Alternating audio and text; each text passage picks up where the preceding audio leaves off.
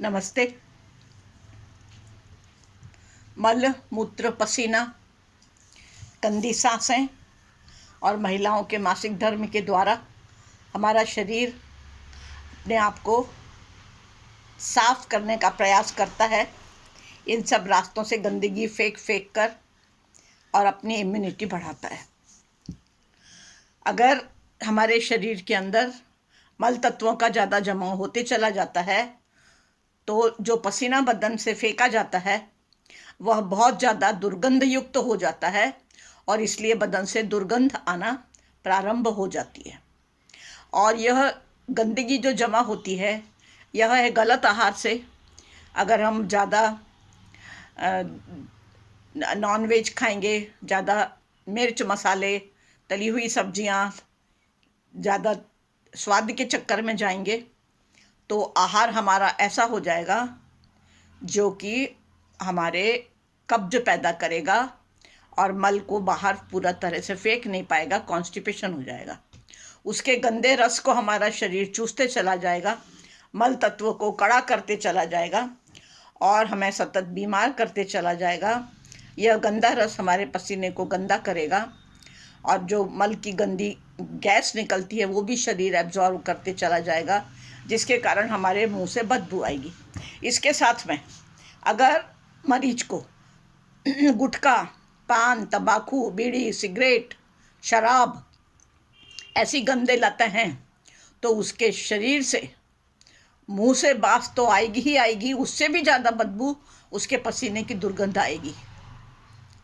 उसके साथ में शरीर में इतना ज़्यादा गंदगी जमा होते चले जाएगी जो कि शरीर के प्रत्येक अंग को बीमार करने के लिए सक्षम है।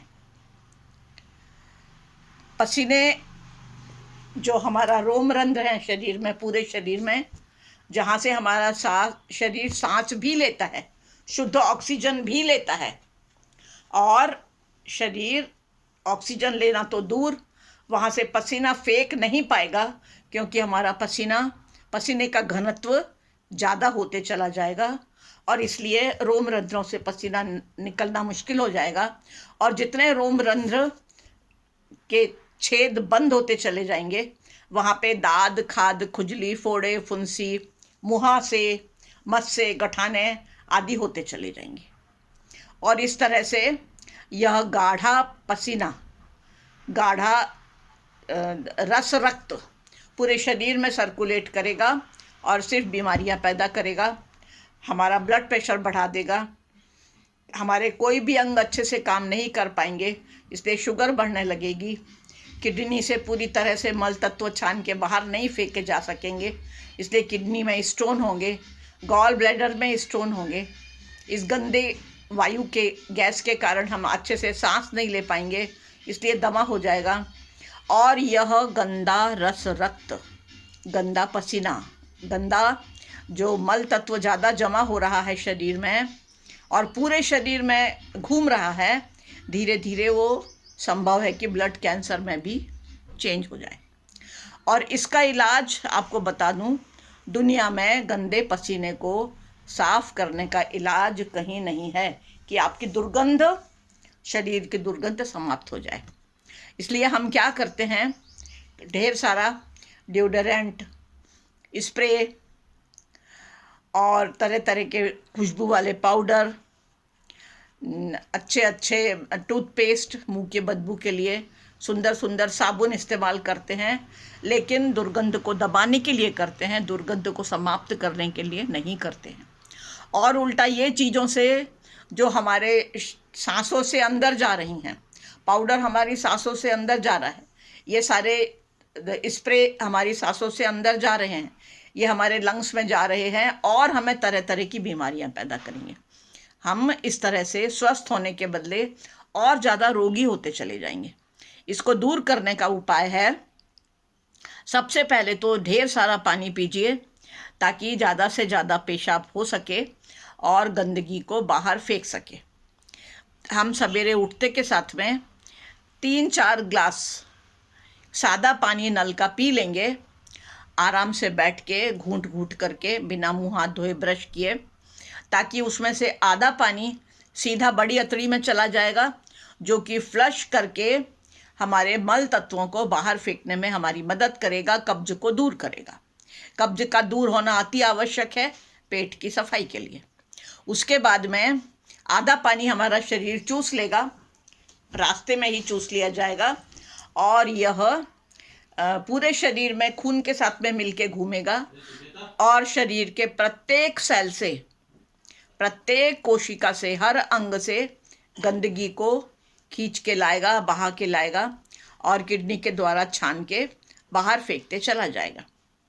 और इसके बाद में हम आधे घंटे के बाद में एक गिलास कुनकुना पानी, जिसमें कुछ पीले नींबू की बूंदें निचोड़ेंगे।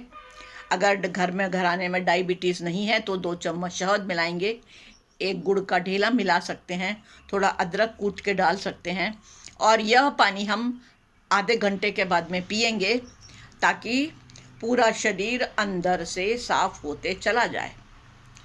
यह है वो दवाई जो कि आपकी एसिडिटी भी दूर करेगी और आपके मल तत्वों को बाहर फेंकने में मदद करेगी। इसके बाद में हमको अगला कार्यक्रम करना है। एक टॉवेल गीला करके अपने सर के ऊपर रख लीजिए और आराम से धूप में बैठ के धूप स्नान लीजिए। धूप स्नान लेने के बाद में इतना धूप स्नान लीजिए जिसमें कि आपको ज़्यादा पसीना आए और पसीने के साथ में शरीर गंदगी को बाहर फेंक सके। अच्छी कस के मेहनत करिए ताकि खूब सारा पसीना शरीर से निकले और उसके साथ में गंदगी बाहर निकलते चला जाए। अब मैं आपको बताती हूँ गीली चादर लपेट लेना। गीली चादर लपेट के द्वारा हम अपने पलंग के ऊपर, ये मेरा बिस्तर है, इसके ऊपर ये ब्लैंकेट बिछा हुआ है, मोटा वाला ब्लैंकेट, इसके ऊपर मैंने एक चादर गीला करके सादे पानी में निचोड़ करके बिछा दिया है इस तरह से। अब मैं अपने पेशेंट को इसके ऊपर सुला दूंगी। उसका सिर्फ सर बाहर रहेगा, इतना चेहरा, यहाँ से भी ढांक दूंगी और इसको पूरा इस सफ़ेद चादर में लपेट दूंगी, रैप कर दूंगी इस तरह से। पैर और पूरा बदन इसमें मैंने रैप कर दिया है, सिर्फ सिर बाहर है, यानी चेहरा बाहर है। और ये लपेटने के बाद में इसको ब्लैंकेट से भी इसी तरह से लपेट दूंगी ताकि सिर्फ चेहरा बाहर रहे और बाकी पेशेंट पूरा लपेटा हुआ रहे। 1 घंटा वो, और ये सब करने के पहले 1 गिलास पानी पिला दूंगी। और जब वो आराम से सो जाएगा इसके अंदर, तो 1 घंटे के बाद में, आधे 1 घंटे के बाद में उसको भर भरा के पसीना आएगा। ढेर पसीना बाहर निकल जाने दीजिए। यह पसीना शरीर की गंदगी को लेके बाहर निकलेगा और उसके शरीर को साफ करते चला जाएगा।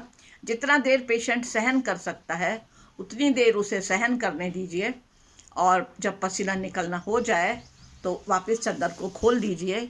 ब्लैंकेट को मैंने खोल के हटा दिया है। अब मैंने सफ़ेद चादर को ओपन किया है। पेशेंट बाहर निकल आएगा और इसको एक टॉवेल से उसका पूरा बदन अच्छी तरह से पोंछ डालिए और 5-10 मिनट के बाद में शरीर के बराबर गर्म पानी से उसको नहला दीजिए, बिना साबुन के, रगड़ रगड़ के। और इस तरह से उसका पसीना निकलना होगा और शरीर की गंदगी दूर होते चले जाएगी। यह है गीली चादर लपेट। फिर आपको बताया है एसिडिटी दूर करना है। आहार में उसको फल, सब्जियां, सलाद, अंकुरित अनाज, दही, बट्ठा, सब्जियों के सूप ये ज़्यादा देना है ताकि कब्ज दूर हो, एसिडिटी दूर हो, पेट साफ हो। इसके बाद में हम लोग अगर प्राकृतिक चिकित्सा में ट्रीटमेंट के लिए जाते हैं तो वहाँ सबसे पहले कब्ज दूर करने के लिए एनिमा देना शुरू करते हैं कंटिन्यूअसली, 1, 2, 4, 6, 8, 10 दिन, जितने दिन की ज़रूरत है उतने दिन। उसके बाद में मरीज को यानी कि साथ में पहले कब्ज के लिए देते हैं, उसी के साथ में उसको वाष्प स्नान पेटी में बिठाते हैं पसीना निकालने के लिए। वाष्प स्नान पेटी वाष्पस्थान पेटी में उसको जब बिठालते हैं तो गर्म पानी 1 गिलास पिला के, यह है वाष्पस्थान पेटी। ये पेटी में बिठाला हुआ है मरीज को, सर के ऊपर गीला टॉवेल रखा है, बाद में पूरा चादर से इसको ढांक दिया है। इस पेटी के अंदर कुकर में गैस पानी उबाल के और ट्यूब से इस पेटी के अंदर भाप भर दी जाती है और उस भाप में उसको बिठाल करके भरपूर पसीना निकलने देते हैं। और पसीना निकलने के बाद में उसका पूरे शरीर की गंदगी बाहर निकलते जाती है, बदबूदार पसीना ख़त्म होते चला जाता है, शरीर की दुर्गंध समाप्त होते जाती है और वह स्वस्थ होते चला जाता है, क्योंकि उसका रक्त साफ होने लगेगा, पसीना निकलने लगेगा। इसके साथ में हम लोग एक बात सोचना है कि क्या हम स्टीम बाथ घर में ले सकते हैं, इसका फ़ायदा उठा सकते हैं? जी हाँ, डेफिनेटली उठा सकते हैं। एक बाल्टी में कड़क गर्म पानी लीजिए, उतना गर्म जितना कि हमारे पैर सहन कर सकें, और दूसरी बाल्टी में ज़्यादा गर्म पानी लीजिए, कड़क गर्म पानी लीजिए। और जो बड़ी वाली बाल्टी है जिसमें आपको पैर डाल के बैठना है, अपने पैरों को उनमें डुबा करके रखिए। सर के ऊपर एक टॉवेल गीला करके ढाँक करके रख दीजिए, 1 गिलास गर्म पानी पीजिए और आराम से उसके अंदर बैठिए। उसके बाद में सफ़ेद एक टॉवेल सर के ऊपर रखने के बाद में इस तरह से शॉल को ढांकना है आपको टॉवेल के ऊपर, और पूरे बदन को आपको इस तरह से कवर करके रखना है। इसके ऊपर में एक मोटा ब्लैंकेट ढांकना है जो कि आपकी बाल्टी को भी और आपके पैरों को भी पूरी तरह से ढांक के रख देगा। और जब जैसे ही पानी उसका थोड़ा भी टेम्परेचर कम हो, कड़क गर्म पानी में से आपने पानी निकालिए और आपकी बाल्टी में डालिए।